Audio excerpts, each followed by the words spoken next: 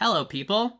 I've never done anything remotely like this for Horror Nights, but I really wanted to have a sort of addendum to yesterday's video about Malignant. I've had time to think about it, do some research, listen to other opinions, and come up with a better idea as to what the movie was actually going for. I'm not as confused as I was yesterday, but I am just as annoyed and just as disappointed. I'm leaving the initial video up. So if you want to see my unfiltered reaction off the cuff from seeing this movie for the first time, you can go to the playlist and check it out.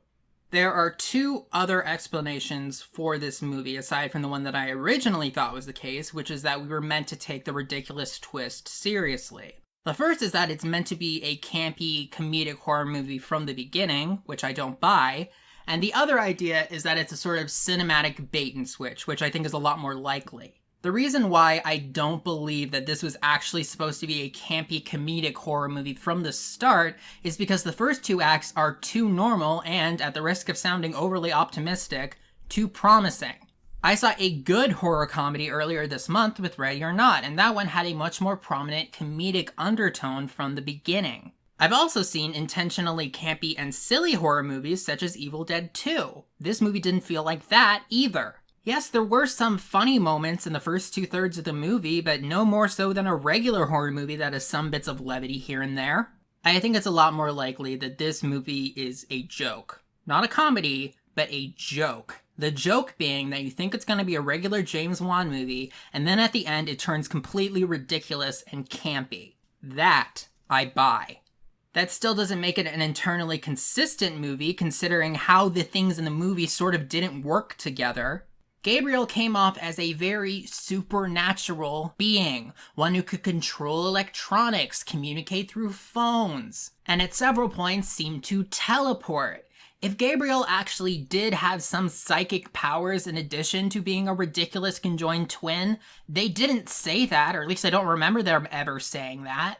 Just because the plan was always to pull a little sneaky on us doesn't mean that you can just be lazy. And I fit the bill perfectly for someone who would be very susceptible to this practical joke. Someone who really likes James Wan's serious movies and went into Malignant knowing nothing about it. So I'm not going to be too hard on myself for falling for it hook, line, and sinker.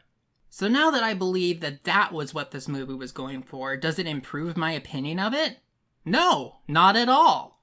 In fact, I kind of think it's a good representation of what I find to be a big problem with modern media. The unspoken sort of assertion that something being subversive can take precedent over it being good.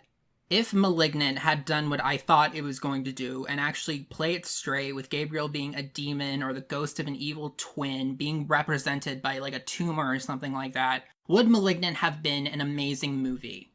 Maybe not. Would it have been as memorable as it ended up being? No. But at least it would have been honest. At least it wouldn't have completely thrown away an idea that had potential in lieu of something on its face ridiculous. Is the status quo for modern big blockbuster horror movies good? That's arguable. You can think what you want about that. But I think it's a silly oversimplification to act like the status quo is always something to look down on. I think it's okay to like things that are a little cliched, a little standard, a little by the book. And the assertion that this movie has that that type of movie was not worth pursuing kind of gets under my skin.